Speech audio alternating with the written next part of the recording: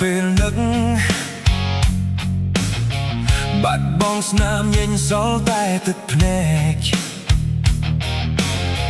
រួមទាំងទុកវិបត្តិបានសល់ក្រោយពេលបែកឬបងត្រូវតែរែកពុន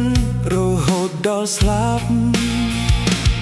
ស្រឡាញ់អូនបំណងចង់បានចិត្តបែបបាញ់ច្រាស់ការពិតអូនបានឈឺចាប់ហេតុអ្វីអូនមិនអាចនៅជាមួយបងដល់ស្លាប់ហេតុអ្វីចាំបាច់ឲ្យអូនប្រែប្រួលបាត់បង់អូនដោយបាត់បង់ក្តីសុខថ្ងៃនេះថ្ងៃមកបងរស់បែបណាបងមិនហ៊ានប្រឈមមុខនឹងឈឺផ្សាបងខ្លាចភាពឯកាណាស់មានសម្បត្តិអូនដោយបាត់មនុស្សមួយផែនដីជីវិតបងរស់ក៏គ្មានន័យដែរជុំវិញខ្លួនគ្រប់អ្វីមានតែទុក្ខសោកតាមចង់កំបងរហូតដល់ស្លាប់តាមចង់កំបងរហូតដល់ស្លាប់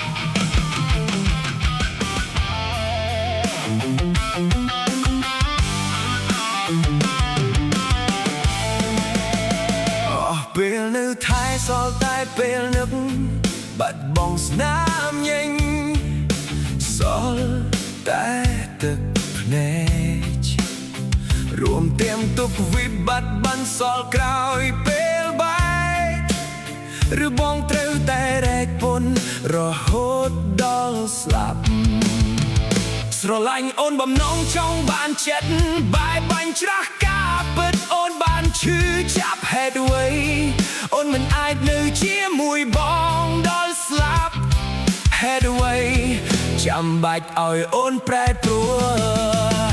បាត់បង់អូនដោយបាត់បង់ក្តីសុខថ្ងៃនេះថ្ងៃមកបងរស់បែបណាបងមិនហ៊ានប្រឈមមុខនឹងឈឺផ្សាបងខ្លាចភាពឯកាណាស់មានសម្បត្តិអូនដោយបាត់មនុស្សមួយផែនដីជីវិតបងរស់ក៏គ្មានន័យដែរជុំវិញខ្លួនគ្រប់អ្វីៗមានតែទុក្ខសោកតាមចង់កំបងរហូតដល់ស្លាប់តាមចង់កំបង